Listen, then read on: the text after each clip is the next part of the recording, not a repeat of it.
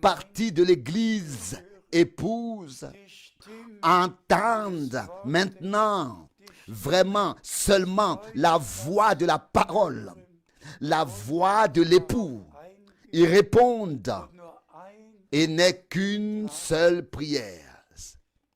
Seigneur bien-aimé, fais-moi connaître tout ce qui est encore en moi, qui ne pourra pas subsister devant toi.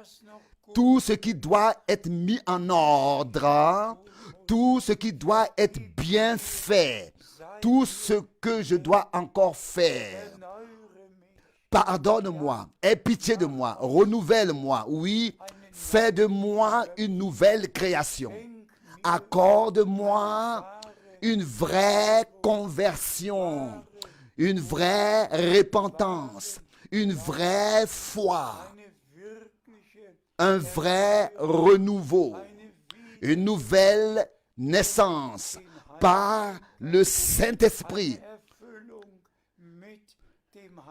Un accomplissement dans ma vie du baptême du Saint-Esprit et de feu. Et ensuite, la conduite du Saint-Esprit. Seuls ceux qui ont vécu ces expériences de salut par la grâce feront partie de ceux qui seront ensuite conduits par l'Esprit de Dieu. Et que nous ne participions plus à aucune discussion, à rien, même sur les différentes interprétations au sein du message.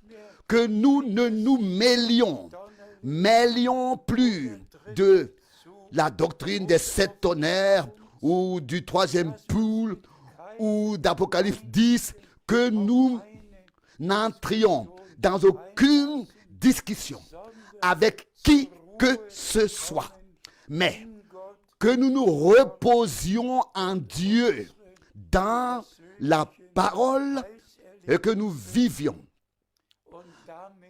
personnellement nos expériences de salut et en lien avec elle, en relation avec elle, notre préparation directe personnelle pour le jour glorieux de notre Seigneur.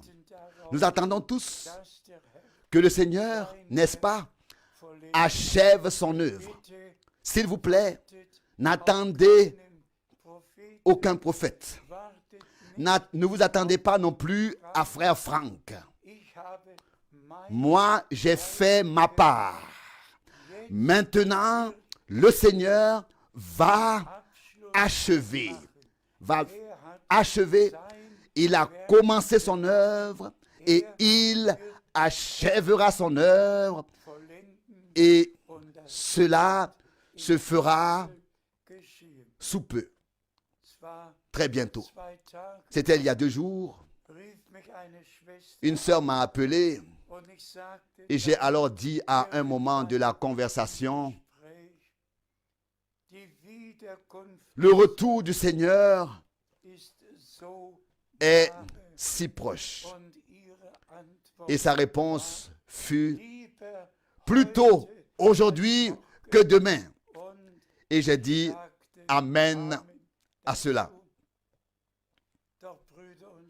Mes frères et sœurs, de même que Paul voulait voir une église sans tache et sans ride devant le Seigneur, veut voir une église sans tache et sans ride devant le Seigneur, et que frère Branham a vu l'épouse qui est sortie du pas et qui a été ensuite ramenée au pas, au même pas. C'est pourtant ce qui se passe maintenant, à notre époque, par toutes les interprétations des déclarations de frère Branham. L'épouse a été jetée hors du pas, dans les directions les plus diverses. Mais par la proclamation de la vraie parole, du vrai message que frère Branham a apporté, elle a été ramenée au pas, remise au pas avec, au même pas avec la parole. Et nous le sentons toujours à nouveau, que l'amour de Dieu augmente en nous tous, grandit en nous tous.